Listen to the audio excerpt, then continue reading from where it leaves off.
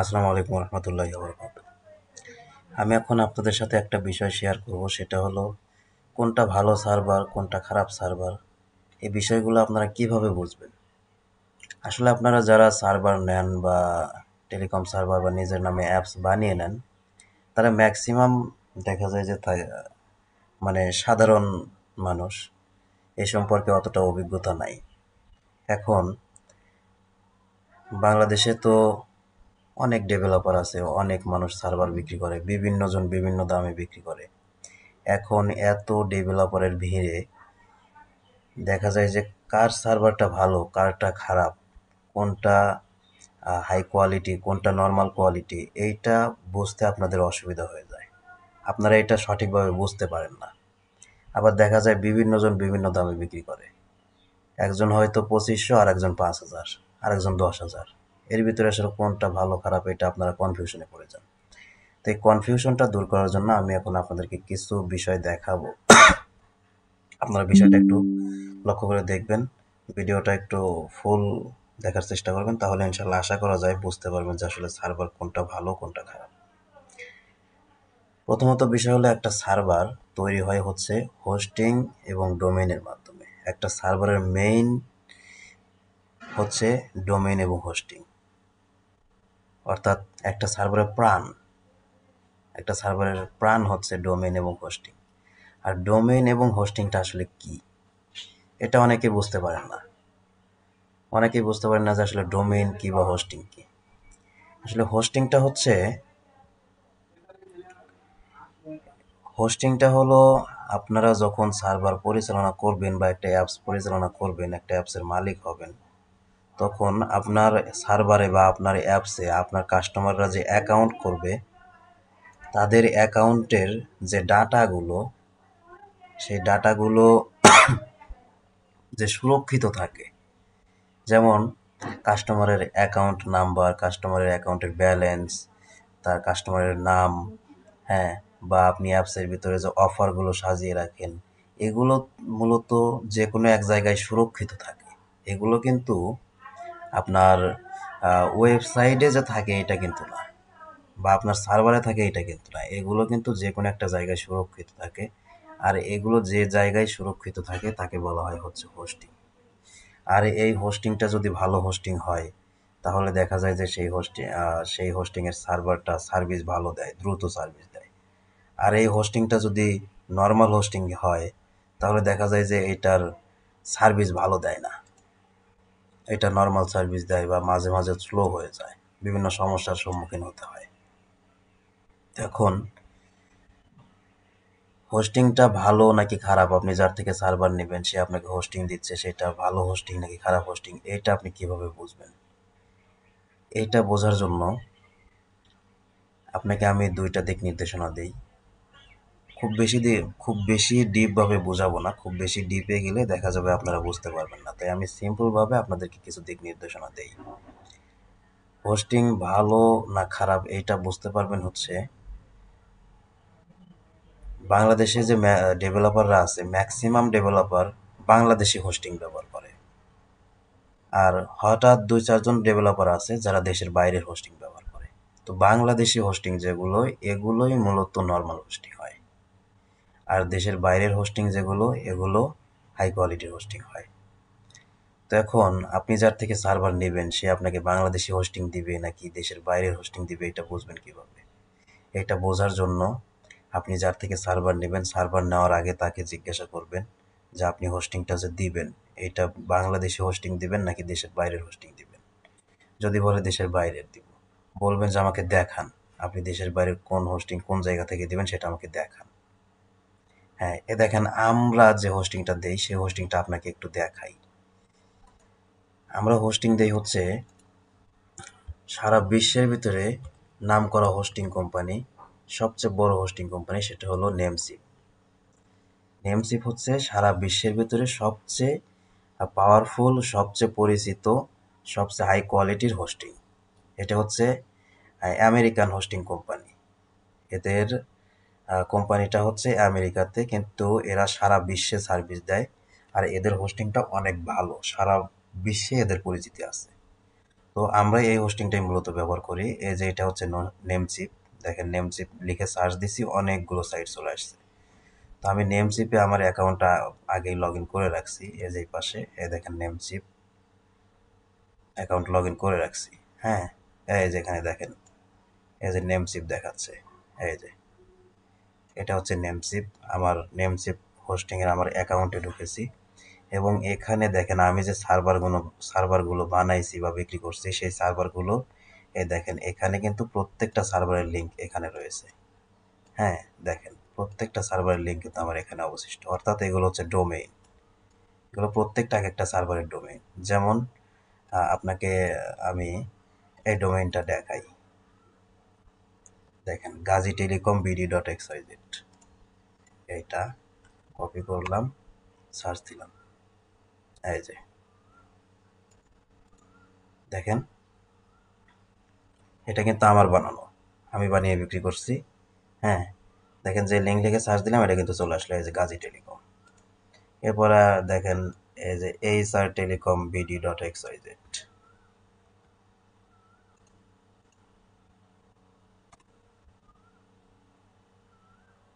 HR telecom. দেখেন আমি কিন্তু নেমসিপ থেকে এই সার্ভারগুলো বানিয়ে বিক্রি করি। তো এখন আপনারা যার থেকে সার্ভার নেবেন তার থেকে তারটা দেখবেন যে সে দেশের বাইরের কোনো হোস্টিং ব্যবহার করে কিনা। যদি ব্যবহার করে থাকে তাহলে সেটা তার থেকে এভাবে স্ক্রিনশট নিয়ে দেখবেন, অথবা ভিডিও কলে দেখবেন, অথবা বলবেন যে আমাকে ভিডিও করে দেন। যেমন আমি আপনাদেরকে দেখাচ্ছি, দেখেন আমি কিন্তু নেমচিপের হোস্টিং ব্যবহার করি। এখান থেকে দেখেন আমার কিন্তু অসংখ্য সার্ভার বানানো আছে। এই যে প্রত্যেকটা এক একটা কিন্তু সার্ভারের লিঙ্ক, এগুলো সার্ভারের ডোমেইন, প্রত্যেকটা এক একটা সার্ভারের ডোমেইন। আমার কিন্তু অসংখ্য সার্ভার বানানো আছে, সবগুলো আমার এই নেমচিপের। এখন আমি যেহেতু নেমচিপের হোস্টিং দেই, তার মানে অবশ্যই আমার সার্ভারটা ইনশাল্লাহ আশা করা যায় ভালো সার্ভিস পাবেন। আর এইটা শুধু যে আমি বলতেছি আমার কথা আপনাকে বিশ্বাস করতে হবে এমনটা নয়। আপনি গুগলে সার্চ করবেন বা বিভিন্ন এগুলো সম্পর্কে যাদের ধারণা আছে তাদের থেকে আপনি শুনবেন যে আসলে নেমচিপটা আসলে কেমন, বা নেমচিপ আসলেই কি বিশ্বের ভিতরে নামকরা কোম্পানি কিনা, বা এটা আসলে আমেরিকান কোম্পানি কিনা, এটা শুনবেন, শুনে তারপরে আমার কথা বিশ্বাস করবেন। আচ্ছা, এই বিষয়টা গেল। তাহলে আপনারা সার্ভার নেওয়ার সময় প্রথমত যেটা লক্ষ্য রাখবেন সেটা হলো হোস্টিং কোন কোম্পানির দিবে সেটা তাদের থেকে জেনে নেবেন, প্রয়োজনে দেখে নেবেন। তারা বললে বিশ্বাস করবেন না, আপনি দেখবেন, ডাইরেক্টলি দেখে নেবেন। অনেকেই কিন্তু মিথ্যা কথা বলে সার্ভার সেল করে, তাই তাদের কথা বিশ্বাস করবেন না, দেখে নেবেন। আর এখানে দ্বিতীয় অপশনটা হচ্ছে ডোমেইন। হোস্টিং কি সেটা তো আমি বিষয়টা বললাম, যে আপনার সার্ভারের কাস্টমারদের যে ডাটাগুলো আছে সেই ডাটাগুলো যেখানে থাকবে সেটাকে বলা হয় হচ্ছে হোস্টিং। আর এই হোস্টিং বাইরের দেশের হইলে তাহলে সার্ভিস অনেক ভালো পাওয়া যায়, সার্ভার অনেক ফাস্ট হয়। আর হোস্টিং যদি নর্মাল হয় তাহলে দেখা যায় যে সার্ভারও নর্মাল হয়। এবং দ্বিতীয় নাম্বার অপশন হচ্ছে ডোমেইন। দ্বিতীয় নাম্বার অপশন হচ্ছে ডোমেইন। তো ডোমেইনটা আসলে কি? ডোমেইন হচ্ছে, হোস্টিং হলো আপনার সার্ভারের সকল ডাটা যেখানে থাকবে সেটা হচ্ছে হোস্টিং, আর ডোমেইনটা হচ্ছে যে ওয়ের মাধ্যমে সার্ভারটা পরিচালিত হয় বা এটা সারা বিশ্বে সাপ্লাই দেয় সেটা হচ্ছে ডোমেইন। অর্থাৎ এখানে এই যে আমি যে এই যে এখানে সার্চ দিছি গাজী টেলিকম BD.xyz, এটা হচ্ছে ডোমেইন। মানে এইটার মাধ্যমে আমি হোস্টিংয়ের সকল সার্ভিসগুলো পাচ্ছি। এই ডোমেইনটা না থাকলে হোস্টিংয়ের সার্ভিসগুলো পাইতাম না। মানে হোস্টিংয়ে যে ওখানে যে ডাটাগুলো ব্যবহার করা আছে বা রাখা আছে সেই ডাটাগুলো আমি এই ডোমেইনের মাধ্যমে ব্যবহার করতে পারতেছি। এইটা হচ্ছে ডোমেইন। আর ডোমেইনটা ভালো নাকি খারাপ, কোনটা ভালো ডোমেইন কোনটা খারাপ ডোমেইন, এইটা কিভাবে বুঝবেন? এইটা বোঝার জন্য আপনাদেরকে একটা বিষয় দেখাই। দেখেন এই যে নিচে আমি দুইটা ডোমেইন আমি এখানে লিখে রাখছি, একটা হচ্ছে offerstorebd.com, আর একটা হচ্ছে abdullah.flexilotbd.xyz। এখানে offerstorebd.com, দেখেন শেষে .com, আর এখানে abdullah.flexilotbd.xyz। উপরেরটাতে কিন্তু এই ডট চিহ্নটা, এই যে ডট চিহ্নটা শুধুমাত্র শেষে .com-এর আগে আছে, কমের আগে শুধুমাত্র একটা, মানে এই ডোমেইনের শেষে একটা ডট চিহ্ন আছে তা। আর এখানে দেখেন ডট চিহ্ন কিন্তু এই ডোমেইনের মাঝখানে একটা আছে, শেষে আরেকটা আছে। মানে এক কথায় হলো আপনার এখানে উপরের এইটাতে ডট চিহ্ন আছে একটা, নিচেরটাতে ডট চিহ্ন আছে দুইটা।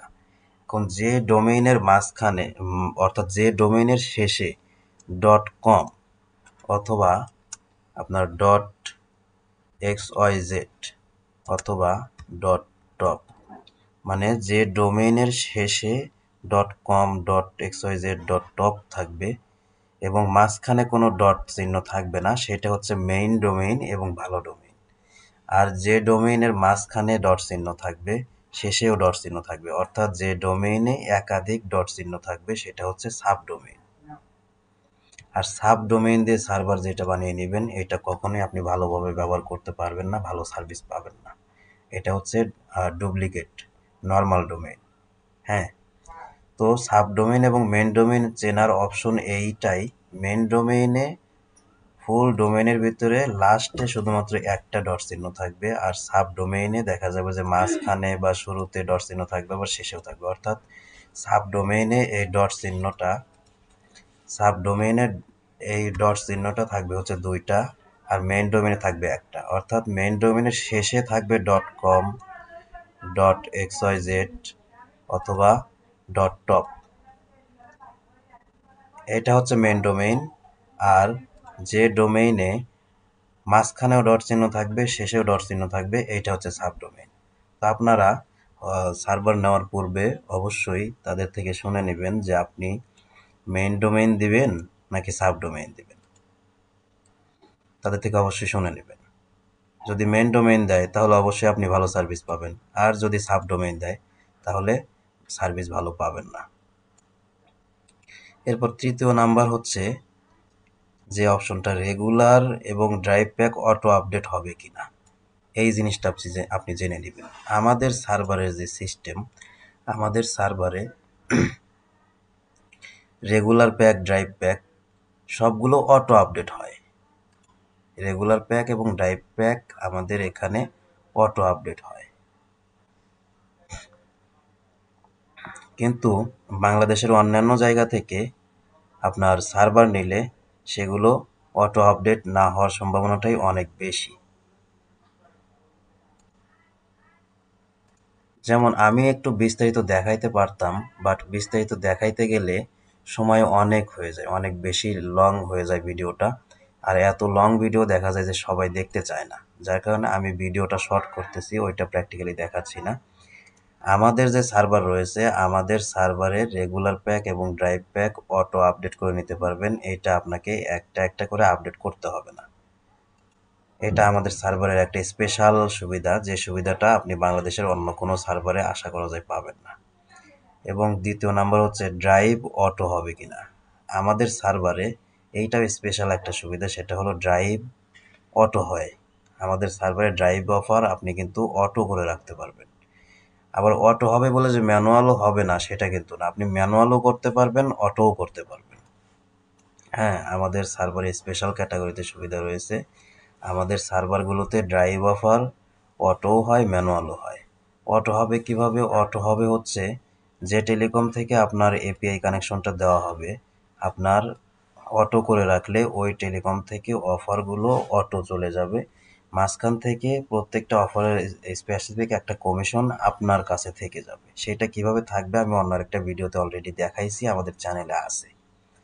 তো এটা একটা স্পেশাল সুবিধা, ড্রাইভ অটো হবে। এছাড়াও আপনি যদি আপনার সার্ভারে সিম সেট আপ করে রাখেন তাহলে সিম থেকেও অটো ড্রাইভ যাবে, সেই সিস্টেমও রয়েছে। এরপরের অপশন হচ্ছে যে কোনো কোম্পানির সাথে এপিআই কানেক্ট হবে কিনা, অর্থাৎ বাংলাদেশের যে বড় বড় যে সকল টেলিকম আছে এই প্রত্যেকটা টেলিকমের সাথে এপিআই কানেক্ট হবে কিনা এই বিষয়টা জেনে নেবেন। আমাদের যে সার্ভারগুলো আছে বাংলাদেশের বড় বড় যে কোম্পানিগুলো আছে প্রত্যেকটা কোম্পানির সাথে এপিআই কানেকশন হয়। যেমন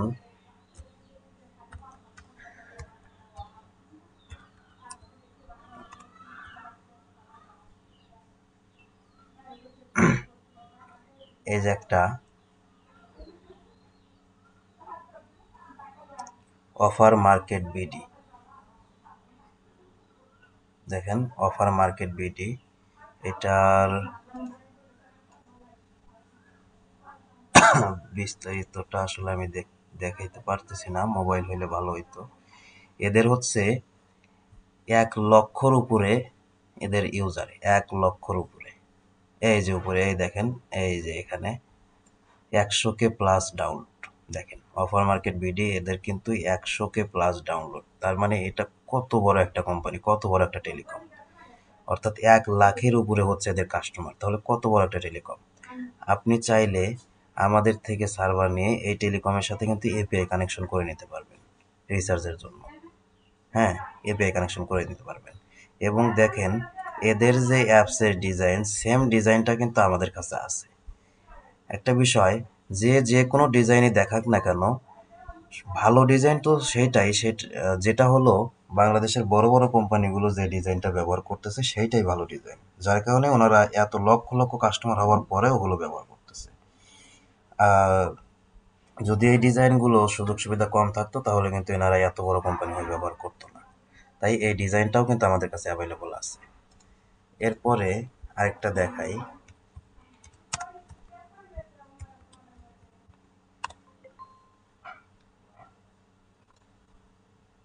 সোহেল টেলিকম।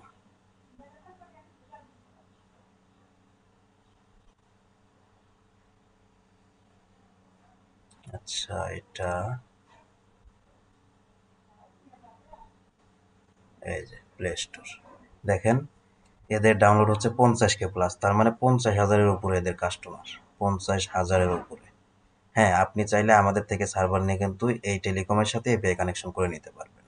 এবং এরাও দেখেন যে ডিজাইনটা ব্যবহার করে, এইটাও কিন্তু অফার মার্কেট বিডির যে দেখাইলাম সেম ওই একই ডিজাইন। হ্যাঁ, ওই ডিজাইনটাই কিন্তু এনারা ব্যবহার করে, আমাদের কাছেও কিন্তু এই ডিজাইনটা আছে, এছাড়াও আরও 2টা ডিজাইন আছে। তো যাই হোক, এটা কিন্তু অনেক বড় কোম্পানি। হ্যাঁ, এরপরে হচ্ছে আপনার আরও অনেকগুলো কোম্পানি আছে।